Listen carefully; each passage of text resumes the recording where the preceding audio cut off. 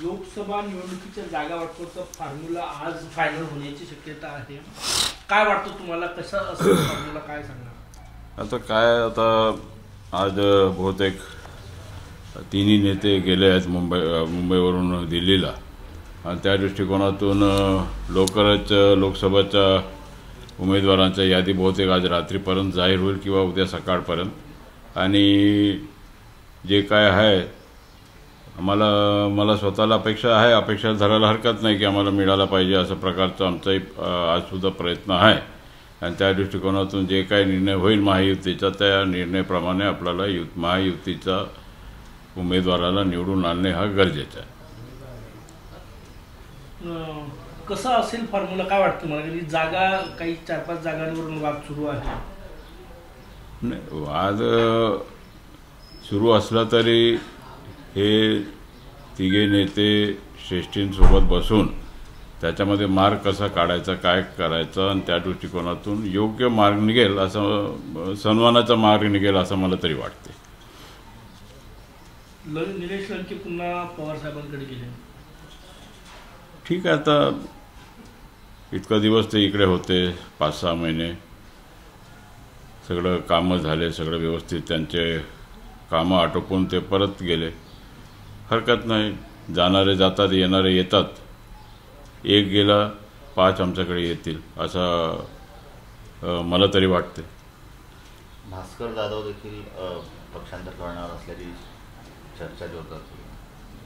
भास्कर जाधव ते आपला उद्धव बाळ ठाकरे या गटाचे आहेत. ते त्यांचा काय करणार ते त्यांच्या पक्षाचा त्यांनी ठरवायचं आहे, ते काय करतील. परंतु त्याच्याबद्दल मी काय प्रतिक्रिया देणं चुकीचं होईल. ते मूळ राष्ट्रवादीतही होते, प्रदेशाध्यक्ष होते राष्ट्रवादीचे. जर आले तर दादा गटात तुम्ही स्वागत करणार का त्यांचं? नाही, आमच्याकडे जे येतील त्यांचं स्वागतच आम्ही करणार. आमच्याकडे आमच्या संख्या वाढत असेल तर आम्ही जरूर स्वागत करणार. ते पूर्वी आपल्या पक्षाचे अध्यक्षसुद्धा होते आणि गडचिरोलीमध्ये सुद्धा 2-3दा त्यांचा दौरा झालेला आहे. आणि त्या दृष्टीने एक चांगला व्यक्ती आमच्या पक्षात आला तर चांगलं आहे, त्यांचं स्वागतच आहे. कारण की ते नाराज आहे, 2-3 दिवस झाले उद्धव ठाकरेंवर नाराजी व्यक्त करतात. नाही, आता ते ठीक आहे, नाराजी प्रत्येक माणसाचा थोडाफार नाराजी असतो, परंतु पक्षात असल्यानंतर आपल्याला थोडा नाराजी बाजूला ठेवून पक्षाकरता आपल्याला काम करावं लागतो. सगळे नाराज झाले तर पक्ष चालणार कसं? आणि त्या दृष्टीने सगळ्यांनी मतभेद असला तरी आपल्याला पक्षाकरता आपल्याला काम करायचं, तर जिद्दीने पक्षाला मजबूत करण्याचं काम आपल्याला सगळ्यांना करावं लागेल. अजितदादा त्या दिवशी गोंदियात म्हटले होते की धर्मराव बाबा आत्राम आम्ही यांना कमळावर लढण्याला जाऊ देणार नाही, आमचं घड्याळ चिन्ह आहे. एक मोठा आदिवासी नेता जाऊ देण्याची त्यांची तयारी नाही.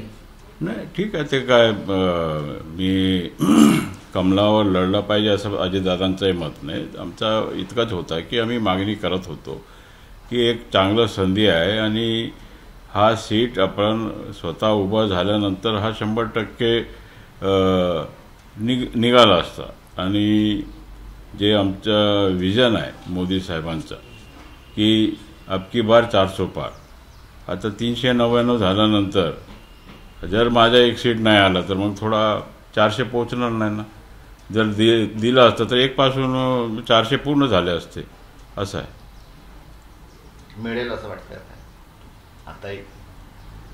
नाही, अपेक्षा करायला हरकत नाही, मिळाला पाहिजे हे माझंही मत आहे.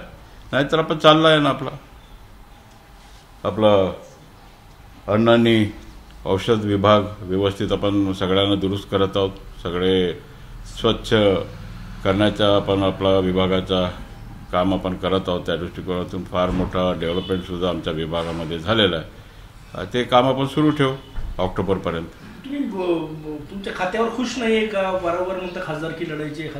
नाही, खात्याचं कॅबिनेट मंत्रीपद दिलं तुम्हाला. नाही, कॅबिनेट पद सोडायचं एकच काम होतं की आता पुढच्या पिढी समोर आला पाहिजे विधानसभेकरता, तर त्यांना आपण कुठेतरी संधी द्यायचा असं प्रकारचा आमचा विचार होता. तरुण लोक पुढे आले पाहिजे. आता 7 इलेक्शन लढल्यानंतर पुन्हा आपण विधानसभेमध्ये जायचं असं प्रकारचा माझा विचार नव्हता.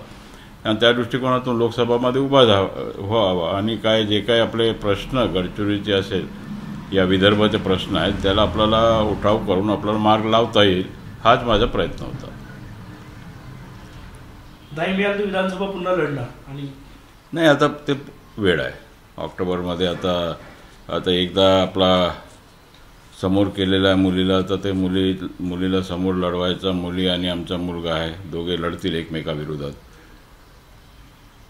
मुलगा म्हणजे माझी मंत्री तोही मुलगाही आहे ना माझ्या भावाचा मुलगा माझ्या मुलगाच आहे ते आणि बहीण दोघे भाऊ बहीण लढतील. जसं आता दादा आणि सुप्रिया सुळे लढत आहेत त्याच प्रकारे आमचं हे माजी मंत्री आणि भावी मंत्री हे लढतील दोघे. एबीपी माझा उघडा डोळे बघा नीट.